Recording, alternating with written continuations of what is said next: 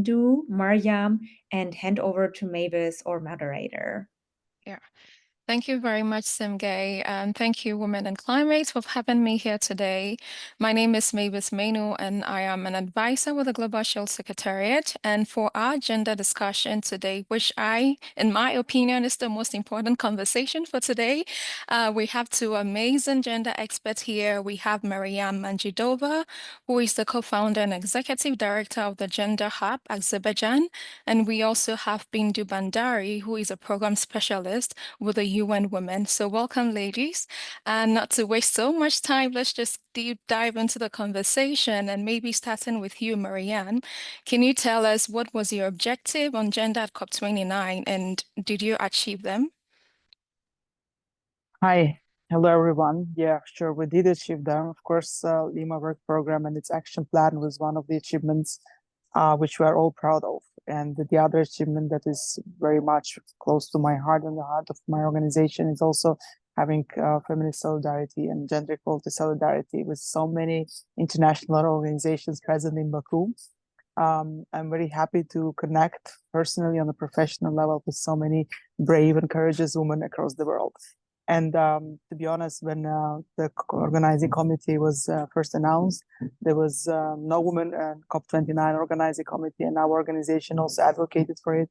And then we were called and we were appointed as members of organizing committee in the Gender Hub, and we felt, of course, a huge responsibility, but also pressure in a good way, because at that time I was also pregnant 7 months, and I was thinking, how could I possibly manage this responsibility in postpartum, with all postpartum depression and also with the small baby, but also making sure that we push this through. And we're actually very happy that I got the honor to be in the closing plenary of SB 60, because normally Women and Gender Constituency, they support local feminists and local advocates to be in the plenary, and I was also honored to represent Women and Gender Constituency too, and so happy to see so many familiar faces here for the follow-up call.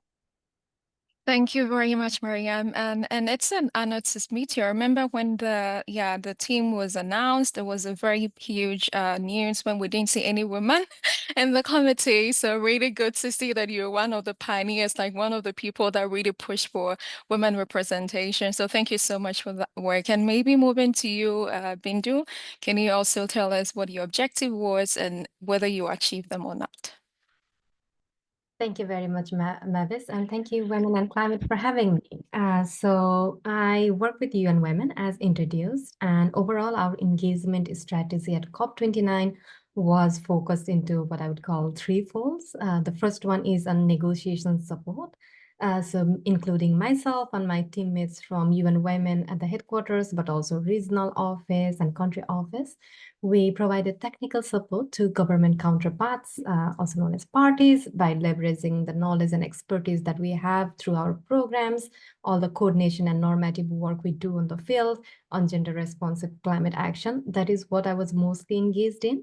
But in the broader scheme of things, we were also trying to influence policy through various other means, such as organizing high-level events during the Gender Day, including Gender in Transparency Plenary, which was in collaboration with the UNFCCC Secretariat, and also COP29 presidency, and the launch of policy brief on achieving gender responsive Rio Convention synergies. So we have that policy. I'll send the link later on in the chat box for you all to see. Besides that, we were also engaged with our partners, stakeholders, both state partners and non-state partners, to showcase all of the good practices that are being led by women and other vulnerable groups at the ground. So that was our third pillar of engagement.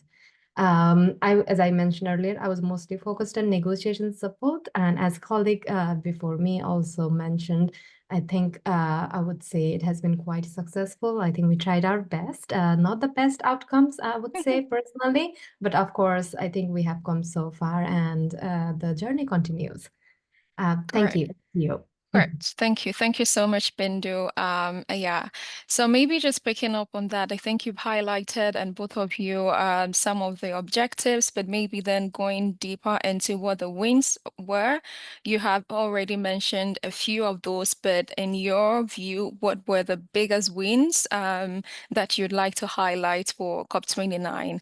So maybe we start with you, Bindu, since you're just like finished. Maybe we go from there, and then we go to Marianne. Of course. Yes, previous panelists and speakers also clearly highlighted, for example, the Enhanced Lima Work Program, whose mandate has now been extended for the next 10 years. So I think that is something that we all could celebrate well. But besides that, I think Kylie earlier also mentioned this, the recognition of women and inclusion of other vulnerable groups, indigenous peoples, in the text on new qualified the goal on climate finance. So that is another big win. But I think personally, I would really say that to see how much of power, strength, and perseverance that civil society organizations holds throughout COP beyond as well, to make sure that the parties are held accountable to their words and to the promises that they make outside of the negotiation halls. That was really, really a big win. They didn't get tired. They kept on pushing and pushing. So whatever result we have, I think that is a lot to do with all the solidarity, all the great work that has been done and led by women and women, youths, indigenous peoples on the ground for the people. So I think that was one of the key highlights. Also, I would like to say, although there was also inclusion of care economy for the first time in the text on Just Transition Work Program, which unfortunately did not get to the consensus in the last hours, but we hope to pick it up, and hopefully that will continue in the next intersession in Bonn later next year. Yes, thank you. Thank you. Thank you very much, Bindu. And Marianne, what would be the biggest wins on gender that you would like to highlight from your perspective?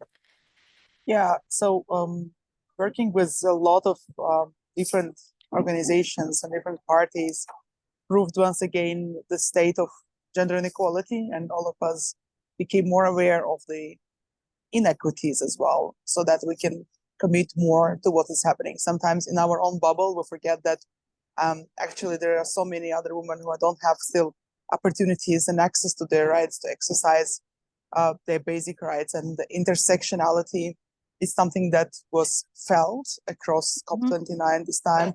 We were using this concept a lot. We were pushing this agenda forward.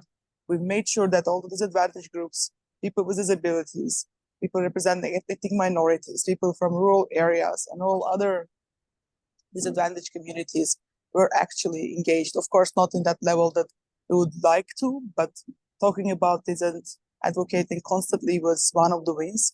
I will also want to bring the perspective from the local one, because for Azerbaijan, talking about gender equality and women rights is not always very easy. Culturally and traditionally, women rights has not been much empowered. So that was a unique opportunity for us, also civil society working on women rights and human rights education, to once again use this space, safe space, to advocate for this topic. And I'm thankful for all the constituencies, including Women and Gender constituency, who supported us along the way.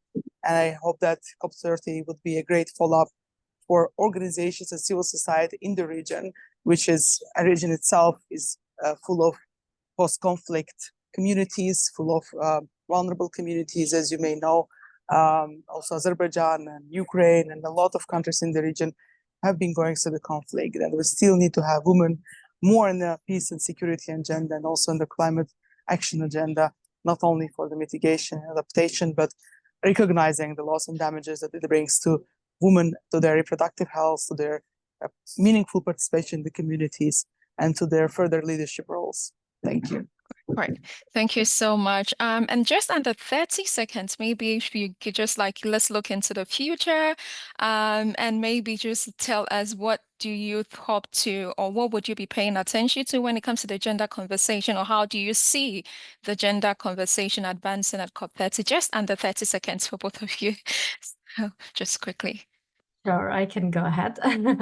I would say I would very much be looking forward to the Gender Action Plan, which will complement the Enhanced Lima Work Program. And I really hope that we'll get to have clear set of indicators, not just the targets, in the next year and beyond. Besides that, I would also be really interested and keen and pushing for gender responsive climate financing. For now, it's not very clear when, how much accountability. There's a whole lot we can deep dive into, but that is something I would be looking forward to. Thank you. Over to you. Marianne. Thank you. I think what we have started is a great solidarity, especially on women and the climate and gender equality perspective. And I think what we felt is that gender and intersectionality was across all the constituencies.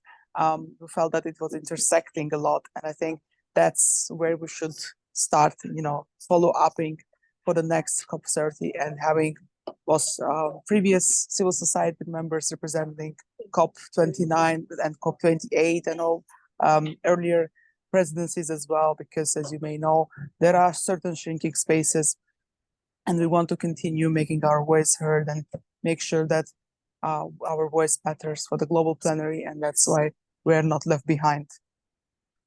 Thank you very much, ladies. So thanks for joining the conversation. I really enjoyed it. And thank you everybody for joining us for this session. And with that, see you at COP30, hopefully.